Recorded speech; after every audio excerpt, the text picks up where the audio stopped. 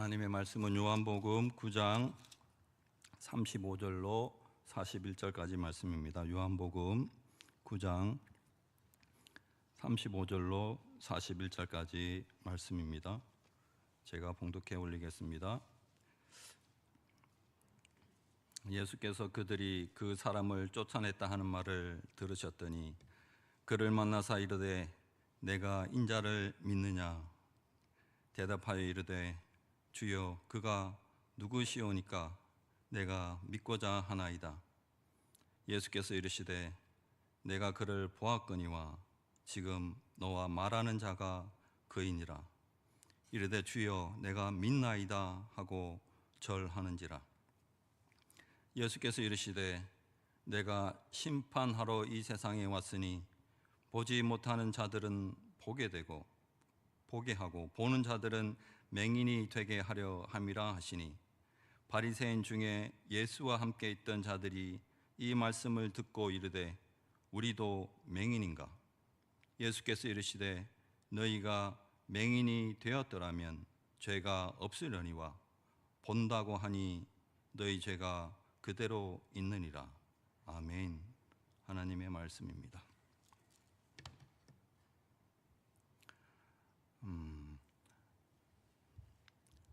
한국 교회의 부흥기가 언제냐라고 이렇게 말을 하면 보통 1960년대부터 80년대를 한국 교회의 부흥기라고 그럽니다.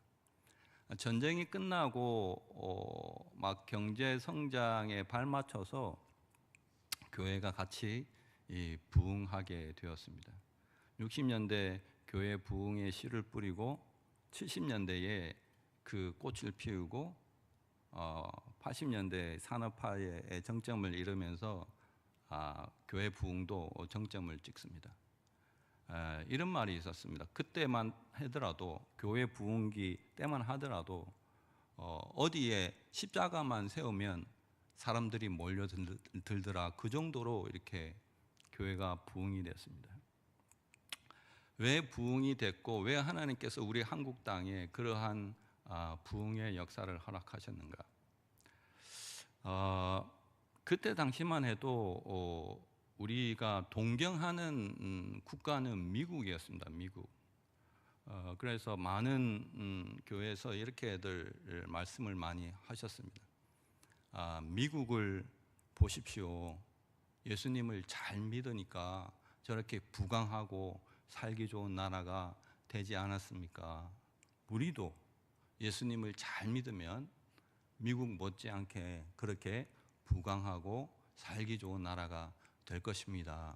아멘으로 답하십니다. 아멘. 그렇게 해서 많은 사람들이 교회로 몰려왔고 교회에서는 산업화에 발맞춰서 근면과 성실을 중요하게 여기며 설교하기 시작했습니다. 말 그대로 그때에는 근면하고 성실하고 특히 이 교회를 다니는 사람들은 술, 담배를 안 하고 이러니까 검소하고 그러니까 이제 조금씩 살기가 좋아졌습니다. 참으로 예수를 믿으니까 살림살이가 나아지는구나 라고 이렇게 생각을 했습니다. 그러나 산업화가 끝나고 정보화 시대가 오게 되었습니다. 그때는 이제 근면성실, 예수 믿는다고 잘 사는 것이 아니더라가 이제 점점 나타나게 됩니다. 오히려 예수 안 믿는 사람들이 더 잘 사는 것을 보게 되는 거죠. 그래서 이상하다. 왜 예수 믿는데 나의 살림살이는 여전히 평행선을 걷고 저쪽은 잘 되는 것 같이 보이지? 라고 하면서 하나 둘씩 교회를 빠져나갑니다. 그러다가 2000년도에 들어와서 우리가 잘 알다시피 코로나를 맞이하게 되죠. 코로나를 맞이해서 사람들이 이제 어떻게 합니까? 온라인을 통해서 이제 예배를 드립니다. 예배를 드려요. 그런데 그 중에서도 부득불 죽으면 죽으리라라고 마스크를 딱 끼고 이제 현장 예배에 참석하는 사람들이 있습니다. 그렇죠? 그때 당시만 해도 코로나 걸리면 다 죽는 줄 알았어요. 뭐 중국에 뭐 시신이 쌓일 정도로 없다 하면서 막 코로나 걸리면 노약자들은 다 죽는다 그랬어요. 근데 유독 이렇게 마스크 쓰고 오시는 분은 다 권사님들이 이렇게 오시더라고. 그렇게 죽는다 하더라도. 왜 오는가요? 왜 오는가? 코로나가 끝나고 많은 사람들이 온라인에서 돌아와야 되는데 안 돌아옵니다. 썰물처럼 싹 빠져나가요. 다 빠져나간다. 남은 사람은 어떤 사람인가? 기어코 마스크 쓰고 앉아있는 사람이 지금 여기에 남아있는 겁니다. 기어코. 그러면 묻습니다.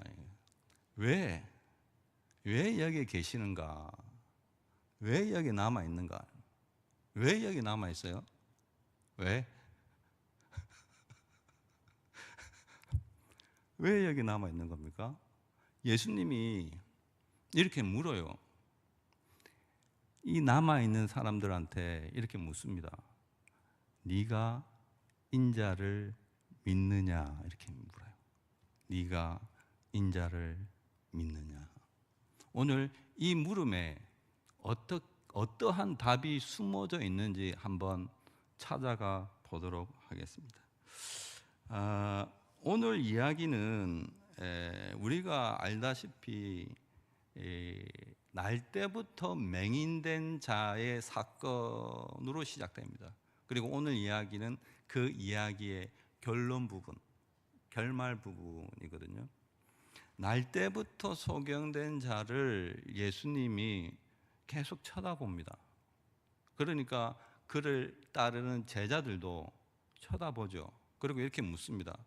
랍비여, 저자는 누구의 죄 때문에 날 때부터 소경이 되었습니까?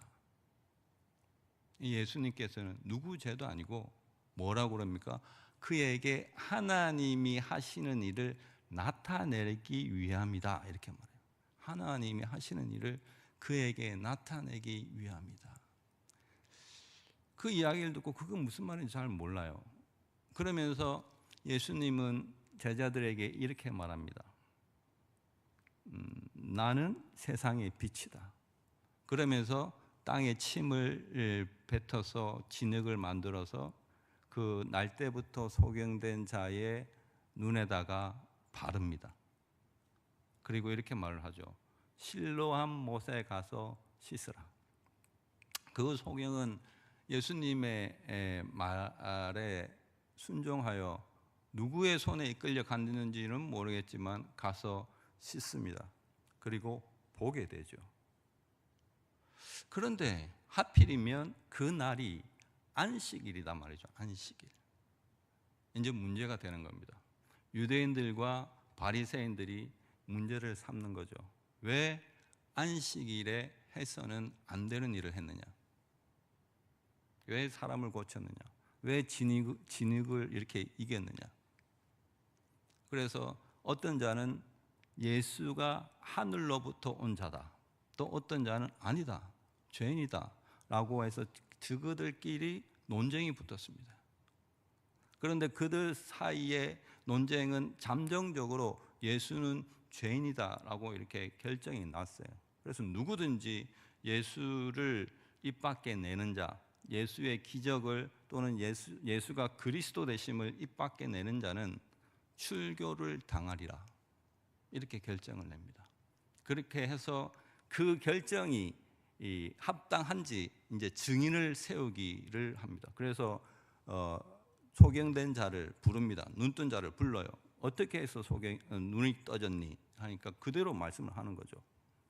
자기가 그래서 이 답을 들은 바리새인들은 자기들이 원하는 답이 아니지 않습니까?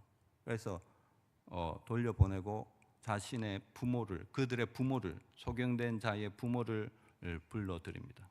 너 아들 맞느냐? 진짜 날 때부터 소경된 자 맞느냐? 어떻게 해서 눈이 떠져 있느냐? 이런 사실 확인 질문을 부모의 그 아픈 마음을 파고들면서 하기 시작합니다. 그 부모는 말을 하죠. 내가 낳은 자식이고 날 때부터 맹인된 자 맞습니다. 그러나 그가 어떻게 보게 되었는지는 모릅니다. 그가 장성했으니까 그에게 물어보십시오. 이에 바리새인들은 다시 눈뜬 소경을 부릅니다. 마지막 기회다. 마지막 기회야. 하나님께 영광을 돌려야 된다. 우리는 그 자가 죄인인 줄 안다. 네가 어떻게 말하든 그 자는 죄인이야. 그래서 너가 이 말에 한마디만 보태면 너는 출교를 당하지 않아. 너의 부모도 출교를 당하지 않는다. 잘 먹고 잘 살 수 있다. 그렇게 해서 하나님께 영광을 돌려라 라고 마지막 기회를 줬으나 이 맹인은 이렇게 말을 합니다. 나는 그가 죄인인지는 알지 못합니다. 모릅니다. 율법도 모르고 몰라요. 그러나 내가 아는 한 가지는 내가 지금 본다는 것입니다. 그로 이 사람은 하늘로부터 온 자가 맞습니다. 이렇게 증언을 해버려요. 이 증언으로 말미암아 이 자는 출교를 당합니다. 이제 법적 보호장치가 사라졌습니다. 누구도 이 자를 해도 뭐라 할 사람 아무도 없습니다. 시민권 박탈입니다. 공동사회에서 살아갈 수가 없습니다. 이 이야기를 들은 예수가 찾아옵니다. 찾아와요. 이것이 우리에게 주는 첫 번째 메시지입니다. 찾아옵니다. 우리도 날 때부터 소경된 자와 같은 상황을 여러 겪었을 것입니다. 참으로 자신의 힘으로 어찌할 바를 모르는 여러 가지 상황들, 병에 걸리거나 사업이 실패하거나 자식이 아프거나 이런 상황들, 마치 홀로 버려진 것 같은 그런 상황들 가운데 예수가 찾아오더라는 거죠. 찾아와서 무엇라 말하는가? 이 말을 합니다. 제가 서두에 꺼냈던 말. 네가 인자를 믿느냐? 모든 상황 가운데 이 말을 시작합니다. 네가 인자를 믿느냐? 이 말은 하나님께서, 예수님께서 질문이 아니고 유일한 해답입니다. 해답. 모든 상황 가운데 해결할 수 있는 유일한 길이 네가 인자를 믿느냐. 아멘입니다. 이에 눈뜬 맹인은 이렇게 말하죠. 그가 누굽니까? 내가 믿기를 원합니다. 그가 누구예요? 왜 맹인은 인자를 믿느냐라고 할 때 이렇게 기다렸다는 듯이 그가 누구냐고, 내가 믿기를 원한다고 이렇게 할까요? 왜냐하면 날 때부터 소경된 자는 메시아를 기다렸다는 것입니다. 왜 그러냐? 구약에서부터 전해져 내려오는 이야기가 있습니다. 이사야서에. 어떤 이야기냐? 메시아가 오면 그때에 눈먼 자가 보게 될 것이고 귀머거리가 듣게 될 것이고 말 못하는 자가 말하게 될 것이고 앉은 자가 일어나서 사슴처럼 뛸 것이다. 이 구약의 메시지가 계속 내려져 왔어요. 이 맹인은 알고 있다고요. 오직 자기가 눈을 뜰 수 있는 방법은 메시아가 와야 된다. 인자가 와야 된다. 그가 누구입니까? 그가 누구입니까? 이때 예수는 네가 그를 보았다. 지금 네하고 말하고 있는 자가 그니라 이렇게 말합니다. 네가 보았다. 예수님은 자신을 믿고자 하는 자, 자신을 보고자 하는 자에게 자신의 정체를 드러내십니다. 네가 보았다 이렇게 말합니다. 자, 그래서 예수님은 계속해서 이렇게 말을 하죠. 이 장면에서 우리가 유심히 봐야 될 것은 뭐냐면 맹인이 지금 예수를 인자를 본다는 것입니다. 인자를 본다는 것은, 예수를 본다는 것은 하나님을 본다는 것입니다. 죄인은 하나님을 볼 수가 없습니다. 구약에서부터 죄인은 하나님을 볼 수가 없어요. 근데 지금 맹인이 예수를 본단 말이죠. 이것은 무슨 말을 의미하냐면 그의 죄가 사하여졌다라는 것입니다. 관계가 회복이 되었다라는 것입니다. 이 이후에 맹인의 삶은 어떠한 삶을 살아갔는지 성경은 말하고 있지 않습니다. 단 한 줄만 적고 있어요. 어떻게 적고 있냐면 38절에 이릅니다. 이르되 주여 내가 믿나이다 하고 절하는지라. 내가 믿나이다 하고 절하는지라. 이 한 줄에 맹인의 인생이 다 들어가 있습니다. 다 들어가 있어요.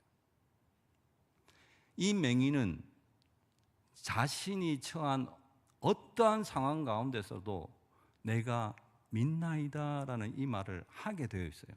왜? 그 누구도 부인할 수 없는 예수 그리스도의 흔적을 갖고 있기 때문입니다. 예수 그리스도로 말미암아 보게 되었잖아요. 예수 그리스도의 음성을 직접 들었잖아요. 이거는 부인할 수가 없는 겁니다. 물러설 수가 없는 거예요. 평생에 이 맹인이 출교를 당하고 어떠한 서러움을 겪고 어떠한 고통 가운데 있었다 할지라도 주여 내가 믿나이다. 이 신앙으로 평생을 살았을 것이라고 믿습니다. 그리고 하나님을 경외하는 자로서의 삶을 계속해서 살아갔을 것입니다. 우리도 마찬가지입니다. 우리도 마찬가지. 어떠한 상황 가운데 처해 있다 할지라도 예수님은 딱 하나 물어봅니다. 네가 인자를 믿느냐? 우리 평생에 이것을 계속 답하며 살아가는 것이 우리의 인생입니다. 내가 믿습니다. 내가 그럼에도 불구하고 하나님을 예배합니다. 그래서 내가 이 자리에 지금 나와 있는 것입니다 라고 평생에 고백을 하는 것이 신자의 운명입니다. 운명. 자, 그러면 오늘 이 사건을 통하여서 성경은 물어보고 있는 거예요. 너희들 보기에는 누가 맹인이냐? 누가? 날 때부터 맹인인 자가 맹인이냐? 아니면 스스로 본다고 우기는 저런 바리새인들이 맹인이냐? 날 때부터 눈먼 자가 맹인이 아니고 실제적인 맹인은 스스로 본다고 여기는 저자들이 맹인이다라는 말을 지금 성경은 우리한테 하고 있는 겁니다. 자, 그러면 바리새인들처럼 스스로 본다고 스스로 안다고 생각하는 자들의 삶은 어떠한 삶을 살아가게 되느냐 하면 평생 자신이 맹인인 줄도 모르고 살아갑니다. 맹인인 줄도 몰라요. 40절에 이렇게 말을 하고 있거든요. 40절에 바리새인 중에 예수와 함께 있던 자들이 이 말씀을 듣고 이르되 이렇게 말합니다. 우리도 맹인인가? 이렇게 돼 있어요. 우리도 맹인인가? 이 질문은 어떠한 질문이냐면 원어로 이렇게 돼요. 우리는 맹인이 아니지 않는가? 우리는 맹인이 아니지 않는가? 자기 스스로가 지금 본다고 생각을 하고 있는 거예요. 본다고 생각하면서 예수를 그리스도로 보지 못하는 거예요. 그러면 무엇이 그들로 하여금 예수를 그리스도로 보지 못하게 하는가? 바로 그들이 가지고 있는 우월의식입니다. 특권의식. 나는 너네들과 달라. 나는 바리새인이잖아. 구별된 자잖아. 너네들보다 다르잖아. 훨씬 많이 알잖아. 계급도 높잖아. 특별하잖아 나는. 이러한 의식이 눈을 가리게 됩니다. 그러면 오늘날 이러한 위험에 빠지기 쉬운 자들이 누구인 줄 아십니까? 누구? 이러한 위험, 스스로 본다고 느끼는 이러한 오류에 빠지는 자가 누구인 줄 아십니까? 바로 저 같은 사람입니다. 저 같은 사람. 진짜 저 같은 사람입니다. 신학을 좀 했다고, 말씀을 좀 안다고 으스대고 남을 판단하고 막 섬기는 척하면서 섬김을 받으려고 하고 그것이 몸에 배어 있고 그러한 자, 저 같은 자 제일 위험합니다. 제일 위험해. 그냥 하는 말이 아니고 진짜입니다. 진짜. 진짜예요. 제가 신학교를 졸업할 때 선배 목사님이 저한테 이렇게 말을 했습니다. 장 전도사님, 우리 같은 사람은 첫째도 겸손, 둘째도 겸손, 셋째도 겸손입니다. 이 한마디를 했어요.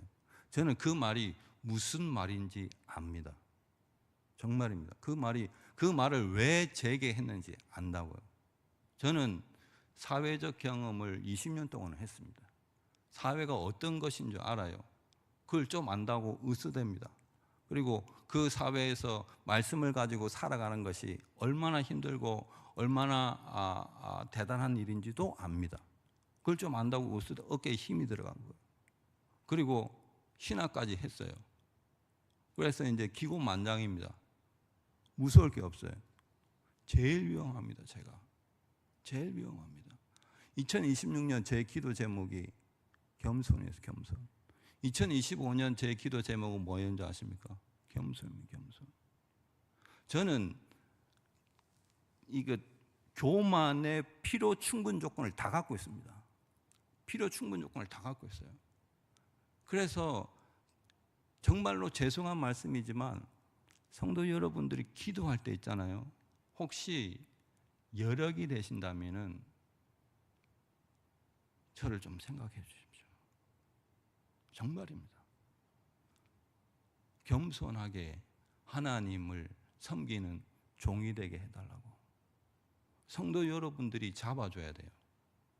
안 잡아주면 기고만장합니다. 기고만장해요. 잡아줘야 돼요. 그래서 교회와 성도 앞에 그렇게 하나의 하나님의 종으로서 살아갈 수 있도록 기도를 부탁을 드립니다. 그래야 저도 기도를 하죠. 부탁드리겠습니다. 자, 그래서 오늘의 이제 결론 막바지까지 이제 들어가고자 하는데요. 이제 무엇을 말하고자 하냐면, 혹시 기억하십니까? 날 때부터 맹인된 자의 사건을 예수님이 건드시는 거, 그냥 끌고 오는 이유가 뭔지 아십니까? 이렇게 말을 하잖아요. 하나님이 하시는 일을 나타내려 함이라. 그 하나님 하시는 일이 뭔데? 그것이 오늘 말미에 이제 장식을 합니다. 하나님이 하시는 일은 뭐냐 하면 바로 구원과 심판의 사역입니다. 구원과 심판. 오늘 그 심판의 내용이 나와 있거든요. 39절 볼까요? 39절 같이 한번 읽어볼까요? 예수께서 이르시되 내가 심판하러 이 세상에 왔으니 보지 못하는 자들은 보게 하고 보는 자들은 맹인이 되게 하려 함이니라 하시니.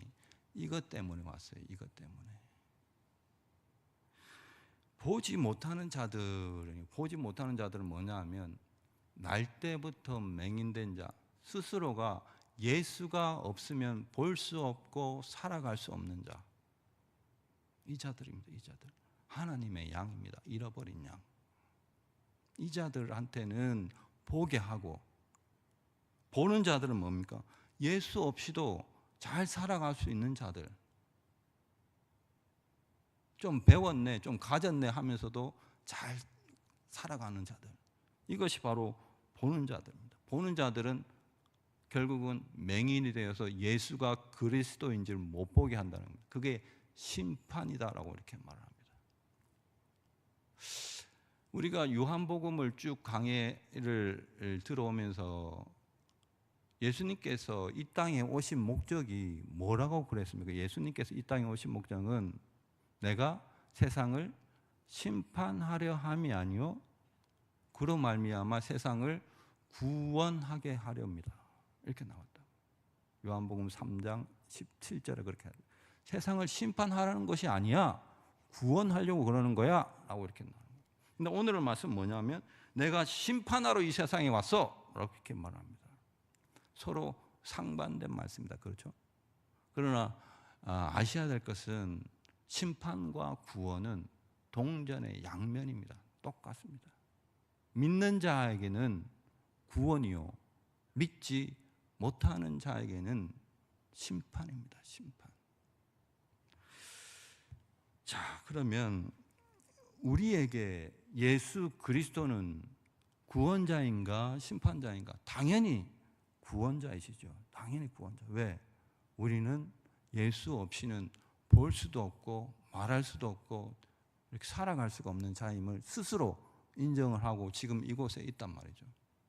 그렇습니다. 어떤 상황 가운데도 그러하나? 그러하다는 거예요. 그러하다. 2002년도에 저희 집에 한 사건이 발생했거든요. 저희 아버지가 평생을 모아 놓은 자산을 이렇게 사기를 당했습니다. 평생을 사기를 당했거든요. 그래서 그 사기당한 돈을 찾고자 사방팔방 뛰어다녔어요. 못 찾아요. 안 돼요. 그때 저희 아버지가 초신자. 예수를 믿은 지 얼마 안 됐단 말이죠. 저는 그때 신학을 하려고 준비를 하고 있었고, 그때 제가 드는 생각은 뭐냐면 이러다가 아버지가 혹 다른 생각을 하실까 봐 겁이 났어요. 그래서 아버지 방문이 이렇게 열려져 있는 걸 봤어요. 혹시 뭐 하고 계시나 이렇게 봤다. 주머니에서 막 뭘 찾더니 꺼내요. 그게 뭔지 아십니까? 1,000원짜리 지폐 구겨진 거. 그 평소에는 이렇게 보지도 않은 그런 1,000원짜리 지폐를 책상에 앉아가지고 이걸 이렇게 펴고 있어요. 이렇게 피더니 지갑에 이렇게 하나씩 넣어요. 그 모습을 보고 충격을 받았어요. 야, 아버지가 너무나 상심이 크시겠구나. 그래서 문을 열고 아버지 괜찮으세요? 라고 물어봤다고. 첫 마디가 뭔지 아십니까? 예수! 이럽니다. 깜짝이야. 예수 안 믿었으면 펄새 죽었어요. 예수 안 믿었으면.